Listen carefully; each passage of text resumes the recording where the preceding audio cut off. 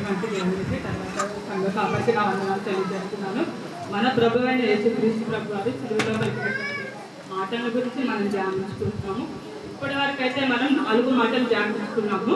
అయితే ఈ మొదటి 4 మాటలు చూసినట్లయితే దేవుడు ఎవరితో మాట్లాడు అంటే ముఖ్యంగా మొదటి 3 మాటలు తన చుట్టుపక్కల ఉన్న ప్రజలతోటి మాట్లాడాడు.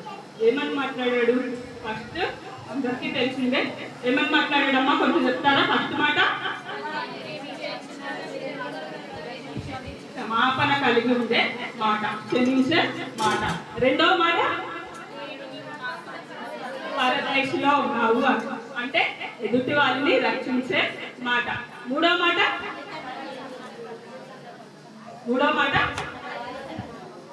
అంటే ఏం మాట అండి? అది దేని గురించి సంబంధించింది? బాధ్యత, ప్రేమ కలిగిన మాట. అంటే ఎదుటి వారి పట్ల తన తండ్రి పట్ల తన కొడుకుల పట్ల సంబంధించిన మాట.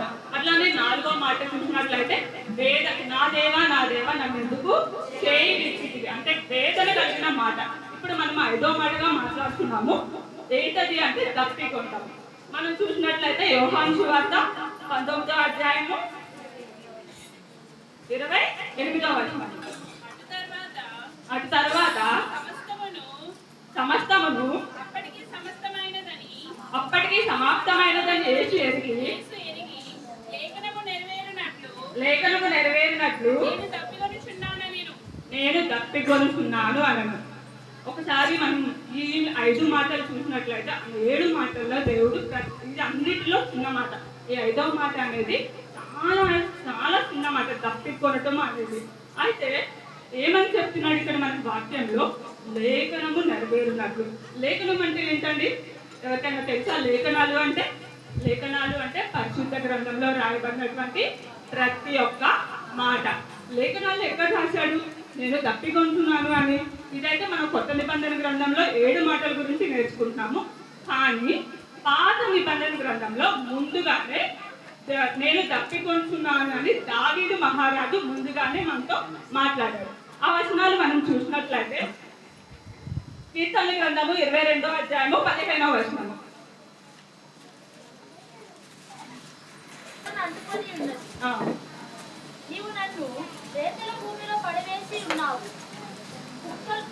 చాలా నా బలము ఎండిపోయి చిల్ల పెంకు వలె ఆయను, నా నాలుక దవడను అంటుకొని ఉన్నది.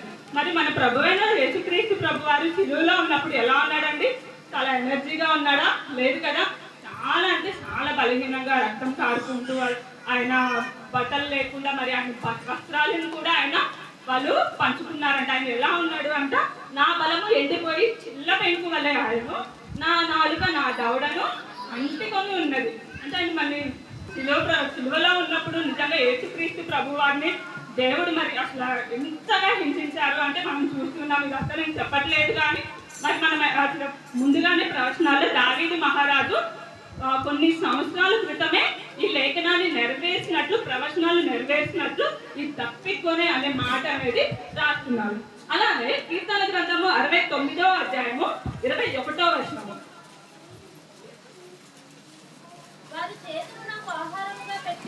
వారు చేదును నాకు ఆహారంగా పెట్టిరి, నాకు తప్పి అయినప్పుడు సిరకను త్రాగనిచ్చిరి. ఏమంటున్నారమ్మా? వారు చేదును నాకు ఆహారంగా ఇస్తారు. చేదు ఎవరైనా తింటారా అండి? తినలేదు. మనం కూరలో కానీ ఇంత చేదైనా ఉంటా అసలు తిన్నాం. కానీ మన ప్రభు అయిన యేసుక్రీస్తు ప్రభు వారు సిలువలో ఉన్నప్పుడు వారు చేదునంట ఆహారంగా పెట్టిరంట. నాకు దప్పికైనప్పుడు సిరకను త్రాగనిచ్చుడు. మనకు దప్పికేస్తే ఏం చేస్తాం? మామూలుగా అయితే వాటర్ తాగుతాం. మనం దాహం తీసుకోవడానికి ఎక్కువగా చాలాసార్లు వాటర్ తాగుతాం. ఇదంతా మన దావీదు మహారాజు కీర్తనల గ్రంథంలోనే ముందుగానే ప్రవచించాడు.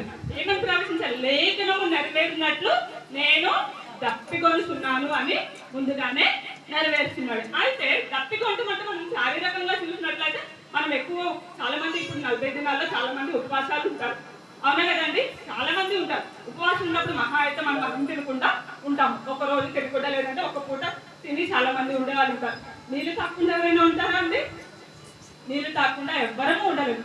కానీ యేసు ప్రభు వారికి ఆ సమయంలో అంట దప్పిక అయింది అంట.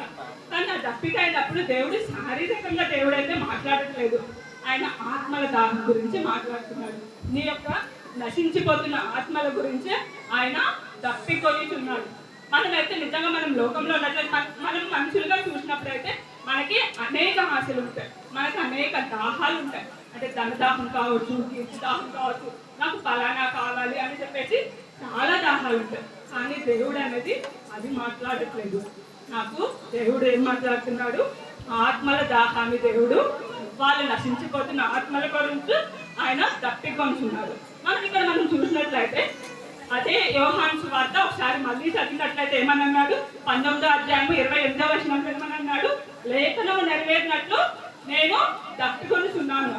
కానీ ఈ మాట ముందుగా అనేది ఎక్కడ మాట్లాడాడు అంటే యోహాను సువార్త 4వ అధ్యాయము 13వ వచనం చూద్దాం.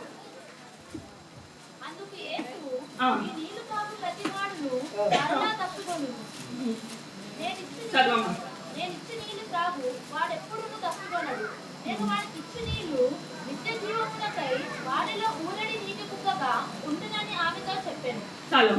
ఇక్కడ ముందుగా మనం చూసినట్లయితే యోహాను సువార్త 4వ అధ్యాయం 13వ వచనంలో ఈ తప్పిక అనేది కొత్త నిబంధన గ్రంథంలో మొట్టమొదటిసారిగా ఇక్కడ దేవుడు మనతో మాట్లాడినట్టు చూడొచ్చు. అందుకు ఈ నీళ్లు త్రాగు ప్రతివాడును మరిలా తప్పికొను అంటే దేవుడిచ్చే నీళ్ళు. అంటే ఇక్కడ ఈ నీళ్ళు అనేది మనకి ఈ సమరయ స్త్రీ గురించి మీకు అందరికీ తెలిసే ఉంటుంది ఆ స్టోరీ అంతా.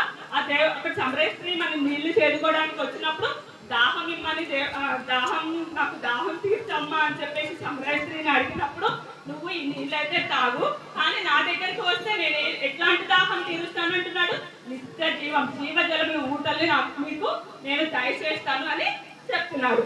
అయితే రెండోసారిగా ఇక్కడైతే మొదటిసారిగా దేవుడు తప్పి గురించి మాట్లాడాడు, కానీ రెండోసారి ఎక్కడ మాట్లాడాడు అంటే సిలువలో మాట్లాడుతున్నాడు. నేను తప్పికొనుచున్నాను, నీకు శారీరకంగా కాదు కానీ ఆత్మలో ఆయన తప్పికొనుచున్నాడు. నశించిపోతున్న మన కొరకు, చుట్టుపక్కల ఉన్న మన కొరకు, మనమైతే ఎక్కడ తప్పిపోతున్నామో ఆయన మన గురించి తప్పికొనుచున్నాడు. ఇంకా మనం చూసినట్లయితే ఈ 5వ మాట ద్వారా మనం ఏం నేర్చుకోవచ్చు అనేది కొన్ని వచనాలు మనం చూద్దాము. మన తప్పిక దేనికోసము అంటే ఆయన మన తప్పిక ఆయన తీర్చడానికి. మనకి తప్పికలు ఏముంటాయి అంటే మనందరం విశ్వాసులమే అంటారా? మనమందరము విశ్వాసంలో ఎదుగుతున్నామంటారా? కొన్ని లోకాసులు ఉండొచ్చు, కానీ మనమైతే విశ్వాసులమే.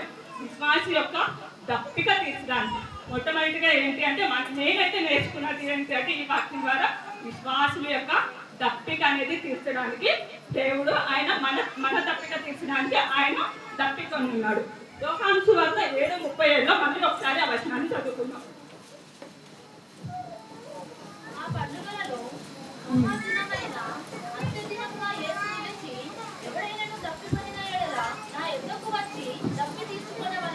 ఆ పండుగలలో మహాదినమైన అంత్యదినమున యేసు నిలిచి ఎవడైనాను తప్పికొనిన ఎడల నా యుద్ధకు వచ్చి తప్పిక తీర్చుకోవాలని అని చెప్తున్నాడు.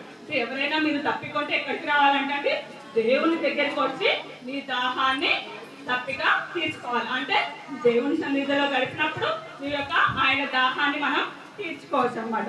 రెండో విషయాన్ని మనం గమనించినట్లయితే విశ్వాసికి జీవజలమును అందించడానికి, మనందరికీ జీవజలముల ఊటని మనకి అందించడానికి మన ప్రభు అయిన యేసుక్రీస్తు ప్రభు వారు తప్పిక అనేది ఉన్నాడు. ప్రకటన గ్రంథము 22వ అధ్యాయము 17వ వచనం చూద్దాం. ఇదిగో వారిని క్రియ చొప్పున ప్రతి వాడికి ఇచ్చుటకు నేను సిద్ధపరిచిన జీతము నా యొద్ద ఉన్నది. తప్పికొనిన వారిని రానిమ్ము, ఇచ్చయించు వారిని జీవజలమును ఉచితంగా పుచ్చుకొననిమ్ము. తప్పికొన్న వాళ్ళని ఎక్కడికి రానివ్వాలంట? దేవుని సన్నిధికి రానివ్వాలి. ఇచ్చయించు వారి జీవజలాన్ని అంట ఎట్లా ఇస్తాడంట? ఉచితంగా దేవుడు మనకి దయచేస్తాడంట. జీవజలములు అంటే జీవము, జలములు. జీవము అంటే ప్రాణంతో అంటే మనం శారీరకమైన దాహాన్ని మనం అయితే తీసుకున్నప్పుడు మళ్ళా మనకి ఇప్పుడు మనం తప్పికొంటాం, మనం మళ్ళీ వాటర్ వేసినప్పుడు మళ్ళా నీళ్ళు తాగుతూనే ఉంటాం, కానీ అది శారీరకంగా మాత్రమే. కానీ దేవుడి దగ్గరికి వస్తే ఏమవుతుందంట? జీవజలాన్ని ఉచితంగా దయచేస్తాను అని చెప్తున్నాడు. అలాగే మరొక మాట మనం చూసినట్లయితే రోమీయులకు రాసిన పత్రిక 5వ అధ్యాయము 9వ వచనం. కాబట్టి నీతిమంతులుగా తీర్చబడి మరింత నిశ్చయముగా ఆయన ద్వారా ఉగ్రత నుండి రక్షింపబడు. కాబట్టి ఆయన రక్తము వలన ఇప్పుడు నీతిమంతులుగా తీర్చబడి మరింత నిశ్చయముగా ఆయన ద్వారా ఉగ్రత నుండి రక్షింపబడతామంట. అంటే మనల్ని నీతిమంతులుగా చేయడానికి, మనల్ని ఉగ్రత నుండి రక్షించడానికి ఆయన మన కొరకు తప్పిక కొని ఉన్నాడు. ఇట్లా మనం చూసినట్లయితే అట్లానే మనకి నిత్య జీవాన్ని కూడా దయచేయడానికి ఆయన తప్పిక కొని ఉన్నాడు.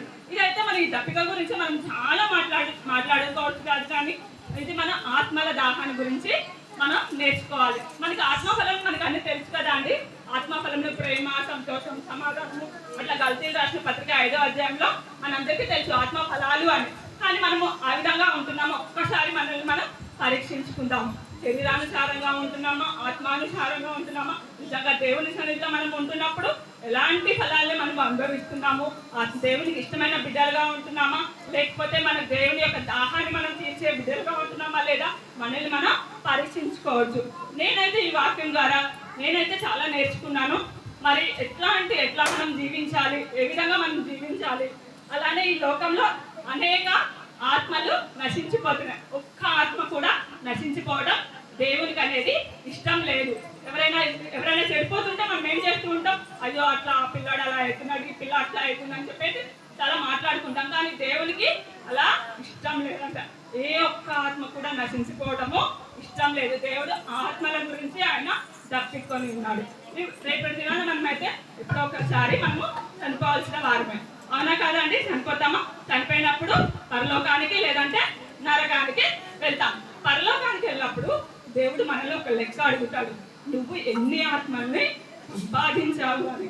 అప్పుడైతే మనం లెక్క చెప్పాల్సి ఉంటుంది. కాబట్టి ఈ మాట ద్వారా మరి నేనైతే ఎంతమంది మనం ఆత్మ కలిగిన దాహాన్ని మనం నేర్చుకుంటున్నాం అనేది నేర్చుకున్నాం. నా యొక్క చిన్న మాటల్ని దేవుడు ఆశీర్వదించింది కాక.